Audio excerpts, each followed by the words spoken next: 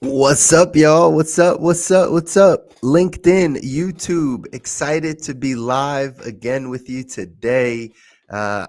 Today's episode of BizBuzz Live, we are continuing to talk about what's going to keep you employable, what's going to allow you to continue to work in the future. You got to get some skills, and that's what we've been talking about for the past few weeks. So again, we're here to talk about it. Stick around. You're going to want to hear this episode.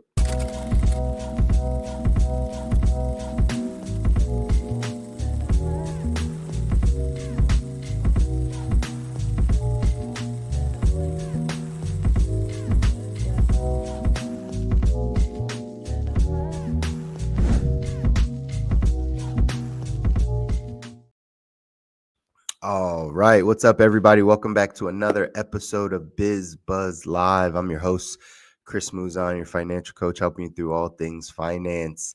I wasn't around last week, y'all, because business calls, right? Like I had to do some business. This is great to be able to spend some time with you here on LinkedIn and on YouTube and get a chance to share some of the insights and things that I've heard and constantly are dealing with by being in this financial industry for the past 12, 13 years. And business takes precedence over those over the show. So wasn't here last week. Has it been 2 weeks? No, it hasn't been 2 weeks. I think it was just 1 week that I missed because I was busy. But either way, we're back today. And remember, y'all, the thesis of this, like why we started this, the genesis of this show, BizBuzz Live, and specifically putting it here on LinkedIn, right? Again, we put it on our YouTube, so you can feel free to go over there and take a look at it. But the reason why we put it here on LinkedIn is because inevitably when I sit down with people from, I used to say 18 to 85, but really I sit down with some teenagers too, like some 16, 17-year-olds as well, all the way up. When we have these financial conversations, when people come to me to talk about things in the financial space, when we start talking about whether it's their investments, whether it's their insurance, whether it's their debt that they have, or whatever goals and dreams, their rental property, or what they're trying to do for retirement, like whatever the conversations are, inevitably the conversation comes back to cash flow. Inevitably the conversation comes back to what's coming in and what's going out. And do we have do we have ways to potentially bring in more? Part of that side is, are we keeping more of the money that we're making? That part's important. Are you keeping more of the money that you're making, or are all the dollars that you're making going out to other things and probably not into your savings or your investments, right? But are they going to other things? And for a lot of people, that's the case, right? They have some tiny leaks in their financial boat that they got to plug up. They don't know how much they're spending in certain areas for their children, or what they give away, or just in little things, dining out, whatever. Those are normally some areas that we can help. And I normally do sit down with people and help them through that. But the other side of the coin is, if you needed to bring in additional income, which most people do, how do you do that? Like if you needed to go out and you needed to bring in an extra $3,000 next month, bills are piling up, you're check to check, you got 27 grand of credit card debt, you got 14 grand of credit card debt, you got 43,000 of credit card debt, which basically means you need to make that amount more every year, right? Just to be able to pay down some of the debt, because won't pay it off, but you got to make that and more. How do you go do it? So most people have a job. Majority of Americans have a job. And then they either think about, maybe I should get a better job, a second job, third job. Maybe I need to switch careers and go into this new industry and get a job. Those are some thoughts. The other side is, well, what skills, talents, and abilities do I have? And how do I go serve more people with those skills, talents, and abilities, right? How do I go serve more people? I'll probably drop it here on LinkedIn, but I saw a quote from, who was it? Was it Robert Kiyosaki? Let me look real quick. So I think that's who it was. Yeah, it was Robert Kiyosaki. He said, change your focus from making money to serving more people. Serving more people makes the money come in. So just some basic things to understand. So is that or can we be in a framework of how do we go serve more people? I got introduced to the financial industry not because I went to school for it, not because I had a passion for it. Let me say that again, not because I had a passion for the financial services industry. That's not how I got started. That whole advice of follow your passions is very misleading. I understand the essence of it, but it's a very misleading statement because people are always looking for their passions instead of just staying in motion and doing serving where they are, and that opening the door to other things that they actually do enjoy after they've gone through the process of learning what they like and don't like and what they want, right? It's really hard to understand what you like and don't like if you've only had 5 jobs in your whole life. It's kind of hard to do that. You got to experience people and things and right different scenarios and different amounts of money and traveling and moving and all this stuff. You got to understand a little bit more about you. Most people just don't have a good understanding of what they actually do want. They think about what they want, but then they never put those right, they never put action, they never put feet to those words, they never put action to it. So they, as if they've never gone down the path, it's all just a hope and a wish and those things. And then when they actually start going down the path, they're like, that's not really what I want. I don't really like this. That's what happened with me. I came from the restaurant world. I have a degree in culinary arts and food service management, and I thought that's what I wanted to do. And I just put feet to my words. I just put action towards it. And so I got the degrees. I started working in the restaurant world. I was flourishing and doing all the things and learning all the systems and and then I realized like I actually don't like this. this actually isn't what I like long term. Right? There's a lot that comes with it. But it was only by me going through the process that I learned, right? So I encourage that. Again, if we're going to talk about how do we make more money, you got to start just trying things. You got to just start doing some things. And I'm always going to encourage on the entrepreneurial side. That's what helped me. That's what saved me and my family, was to be able to say, you know what, we're going to go off and take control of our income. We have some skills. We have some knowledge. We can learn a lot of things. At the end of the day, we like serving people. We have a heart for people. And it doesn't matter what industry you're in. If you can serve people and do it consistently long term, there's some money that will follow that. But either way, right? This is why we have these conversations on BizBuzz, is to give the ideas of what we need to go off and do to continue to bring in the income we need to support our families, to support ourselves, to get to all of our goals and dreams. It's not just about investing your Starbucks money into a Roth IRA and you're going to get to your goals and dreams. That's not the case, right? Yes, there's some better things you should be doing with your money. If especially again, if you have small financial leaks in your boat. But that doesn't build wealth. Like that's not going to build your wealth, right? Like just investing $50 a month for the rest of your life isn't going to do it, right? At some point, you got to be able to bring in and earn more money. I've said this on the show before. 3 stages. You have to learn how to earn money. Then you have to learn how to save money. Then you have to learn how to invest money. But you have to learn it in that order. And most people don't know how to earn money. We only have one way of knowing how to earn money, which is through a job. We know how to trade our time for money, and we might know how to play the game in corporate America, but that's the only way we actually know how to earn money. So we are lacking in that skill set when it comes to financial literacy, financial education. Business is not hard. It's just as hard as having a job, right? Like it's a different skill set that you're using. It's different habits that you're building. It's different mindsets that you're building. They're just different. They're not easier or harder. Right? It's just the same struggles. It's just different on the side. But either way, that's why we talk about this. And that's why these shows are important. Now, what we've been talking about for probably the past like 3 weeks or so, the World Economic Forum at the earlier part of this year put out, these are some 10 of the skills, like soft skills, basically, that people are going to need to stay employed, to continue to be employed long term. And I went through this list of these 10 things. I'm going to read them off to you right now. but these 10 core skills that people need in order to stay employable over the next 5 to 10 years. This is what the World Economic Forum said. They said, number 1, analytical thinking. Number 2, creative thinking. Number 3, resilience, flexibility, and agility. Number 4, motivation and self-awareness. Number 5, curiosity and lifelong learning. Number 6, technological literacy.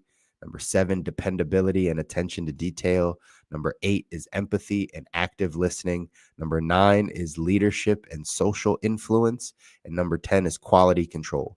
Those are the 10 core skills that the World Economic Forum said you're going to need if you want to stay employable, you want to continue to make more money.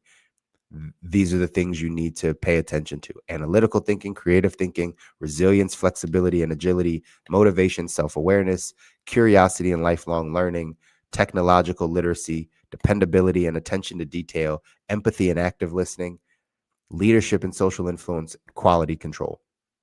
I highlighted all those for you because we've been talking about them. I want you to understand those are all the skills of an entrepreneur. Those 10 that the World Economic Forum is saying, hey, this is going to keep you employed. Like, you're going to be able to have a job, and these are the things the skills you should be working on. Those are all the same skills that I learned being an entrepreneur. They just want you to now have it at a job. They want you to create these skills for yourself, which I'm telling you, if you create these skills, if you have these things as a part of your skill set, you have analytical thinking, creative thinking, resilience, motivation, self-awareness, curiosity, empathy, active listening, leadership. If you have these, you should probably get around some people that have some ideas that want to build some things, instead of just giving those same core skills to a job. But that's just me talking to you. At the end of the day, you still need to get the skills.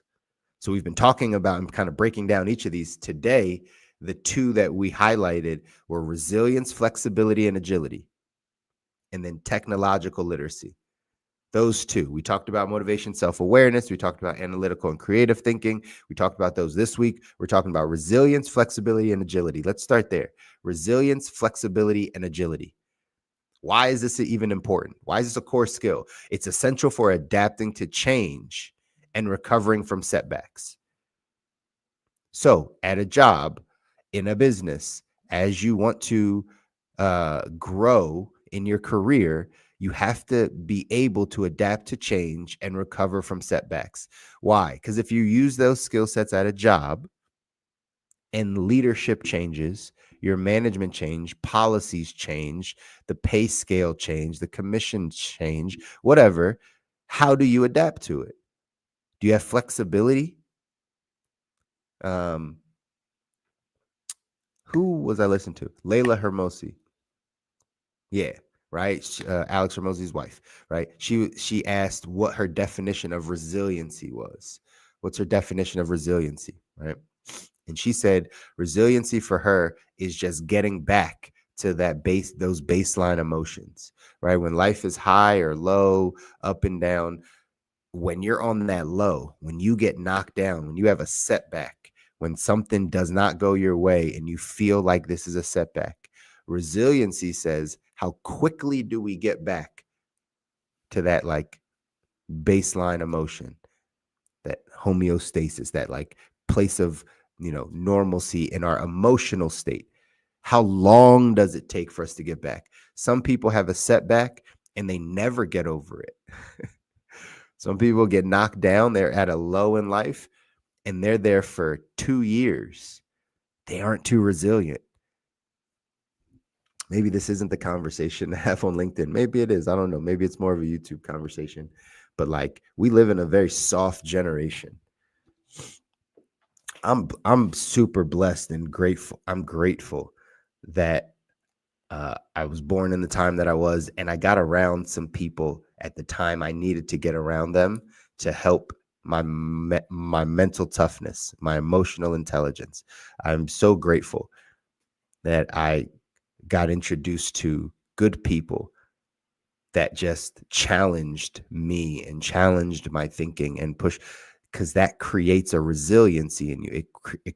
People are very soft these days. They're not just like flabby soft, right? Which we are, right? We're getting more and more soft, but not just flabby soft, but like soft mentally, weak emotionally.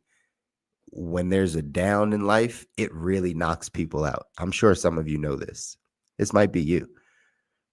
It really knocks people out. How long? What's your resiliency like? How long does it take for you to bounce back? Do you bounce back in an hour, or does it take you a month, or does it take you 6 months to bounce back?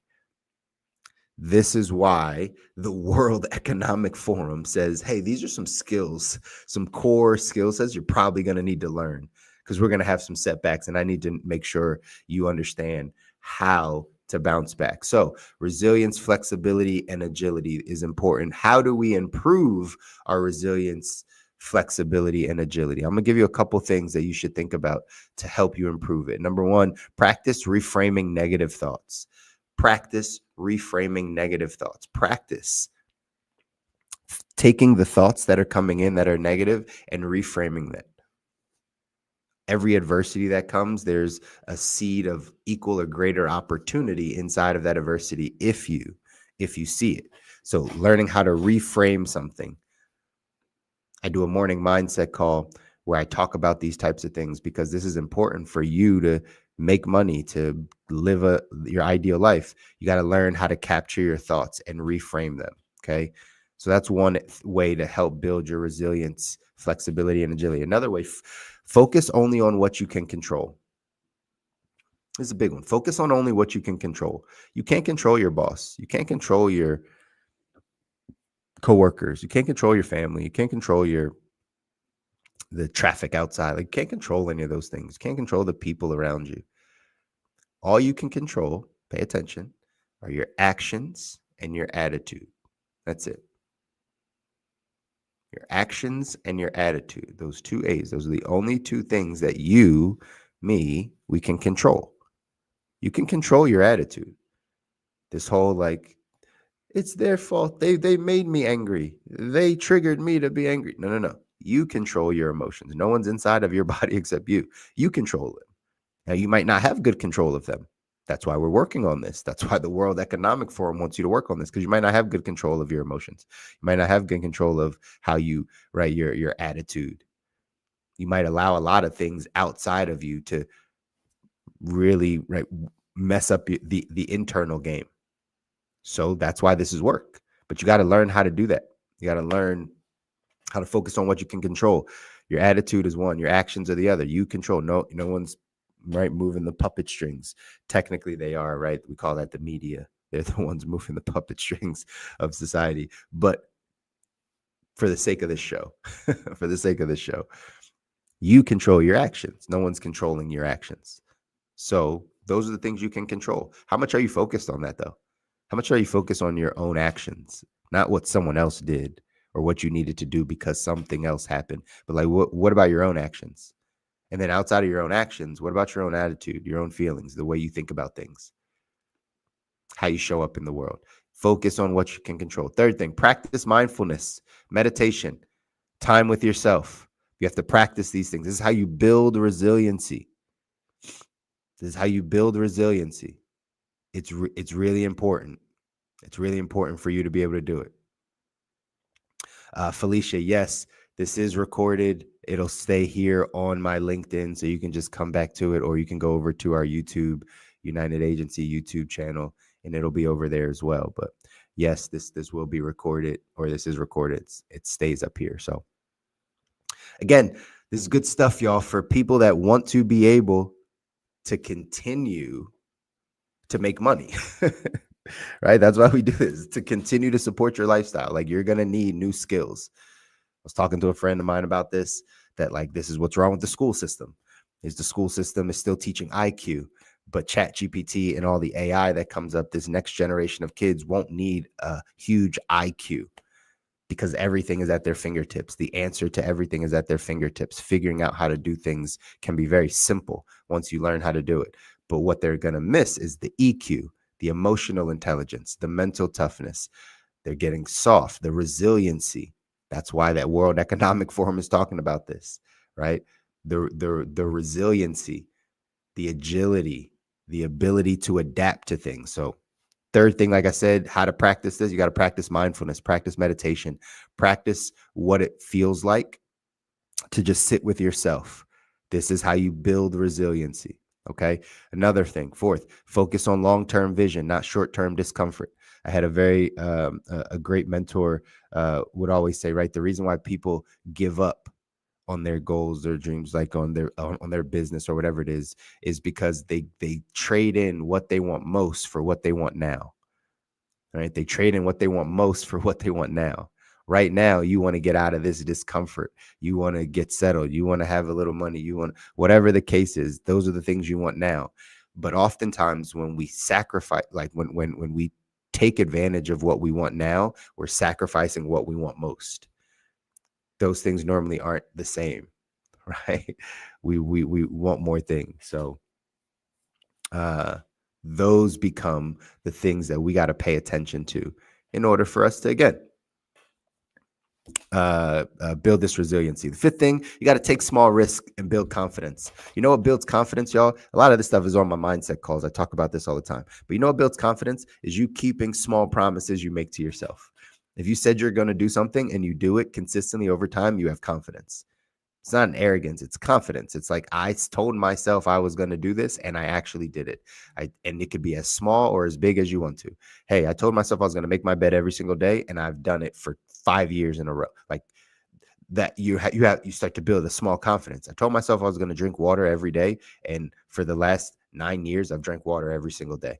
Right? I told myself I was going to go to the gym and every day for the past 6 months I went to the gym. Right? Like it's a consistency in you being able to build that confidence in yourself or, do what you said you're going to do. So those are some areas of how you build resiliency in your life, resiliency, flexibility, and agility. Again, the only reason we're talking about this is because the World Economic Forum said these are the things that you're going to have to get good at if you want to continue to make money, if you want your children to make money. If you're a college graduate, you should probably pay attention to these things because these are the things that are going to set you up for success in the future. Okay, so those are some ways to improve it. The second one that we coupled in today with this was technological literacy. This is almost self-explanatory. Like, we've been in a technology like tidal wave for the past decade. This is why in the past 10 years, all the tech companies made all the money. Right? You just got to pay attention to what's happening in society. The tech companies have made all the money. Why? Because we're in this technology tidal wave. If you are not adapting to technology, if you are still one of those people that rejects technology, you will not make money moving forward. It's not the way it works, right? Even if it's not you have to have people around you and you have to support it. You have to support the technology. Technology is moving faster and faster. You will be left behind. That's why the World Economic Forum is talking about this stuff. This is not me making this up. This World Economic Forum saying these are things you probably need to pay attention to. And so technology is going to continue to advance. Question is, are you? Goes back to the flexibility, agility, resilience. Are you flexible enough to change your thoughts and habits around technology? Are you willing to adapt new things, or are you not flexible? Do you not have the agility to do that? That's why we put these things together, because I see so many people push back about technology and their technological literacy. But again, how do you improve it? If you're like, yeah, you're right. First, it starts with a mindset of, okay, let me adapt this. And now some practical things you can go do to improve your technological literacy. Watch YouTube. YouTube University, y'all, is a real thing. It's a real thing. YouTube University, you can learn a lot from. So maybe you should watch a tutorial here or there, or explainers, or a walkthrough video, and take, 4 hours out of your week. Out of your 168-hour week, maybe you take 4 hours to just learn some things on YouTube. Maybe you just need to explore new apps, new software. You heard somebody talk about an app. You're like, I don't know. I've never used that. Go download it. It's probably free. It's probably a free app you can download and then take 4 hours out of your week and play around on it, learn it, explore, watch a YouTube video on it, play around with it. Like, that's how you embrace technology, by actually using the technology. That's how you embrace. Like, you just use the technology, right? Use different devices. This is another one. Use different devices. Some people just stick with their smartphone and that's all they know. But you give them a laptop, they have no idea what to do. Some people just use a laptop. You give them an iPad, they have no idea what to do. Like, just try. Just use different devices. Figure out how different things work.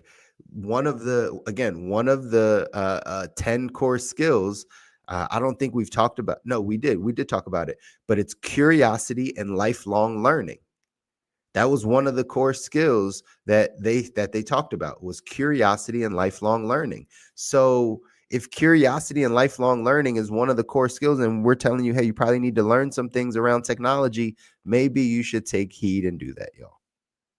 It all goes hand in hand if you want to stay employable and if you want to continue to make money. You got to practice using all these video conferencing tools, Zoom, Teams, all this stuff. And here's another one. Maybe help some people around you with tech. I always say the teacher learns twice. So by you teaching it to somebody, it means you have to learn it. If you have to learn it and then teach it, you're actually learning it twice. So maybe you try to teach your mother, your grandmother, your grandfather something about something that you're just learning. And now you have to be aware of some of those things that you don't know.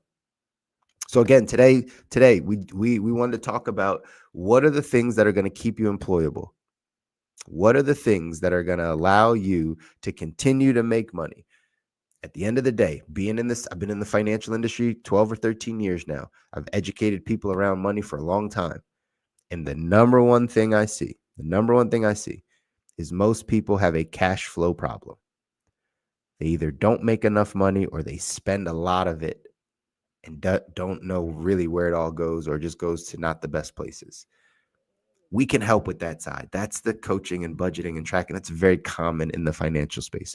What we don't help with is, how do you think about making more money? How do you go, if you just love having a job and being in corporate America, how do you climb the corporate ladder? How do you bounce around? The World Economic Forum is telling you, you need these 10 core skills over the next 5 to 10 years if you want to be good. You need these skills.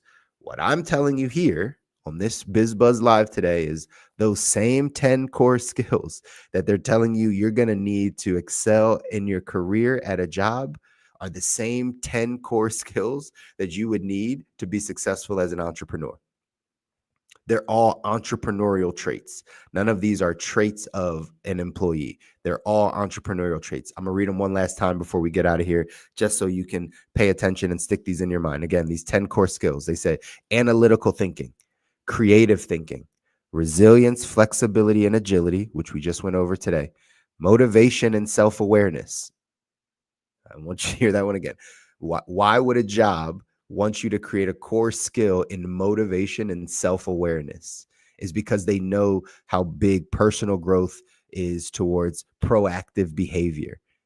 And if you don't know how to motivate yourself, if you're always coming into work like lethargic and down, and you don't know how to motivate, you're not going to be a good employee for that company. You're not going to rise the ranks. So learning motivation and self-awareness is key. Curiosity and lifelong learning.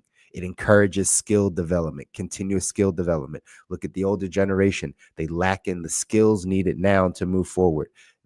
That can't be us. Technology, AI, all this stuff moves too fast. So you got to always be curious and be a lifelong learner. The sixth one is technological literacy. We talked about today. Number 7 is dependability and attention to detail. Number 8 is empathy and active listening. How crazy. I told you. These are not IQ things. These are EQ things. Who's teaching you this? Because you're not picking this up in 12th grade, whatever class you have, chemistry. Who's teaching you empathy and active listening? Because that's going to be key for effective communication and teamwork, which is what actually happens when you go off and build a business or work for a company. But you need both of them. Leadership and social influence is another one. And then quality control. All of these are the things that you should be focused on and working on in order to get to making more money, y'all. All right. Hey, thanks for tapping in this Friday, the 13th. No superstition over here. Friday the 13th for BizBuzz Live. We're coming to you every single Friday here on LinkedIn, here on YouTube, just to talk about the things around your cash flow, around your money. Specifically, how do we go make more of it? No one's telling us how to do that. We think real estate is the only way to make more money.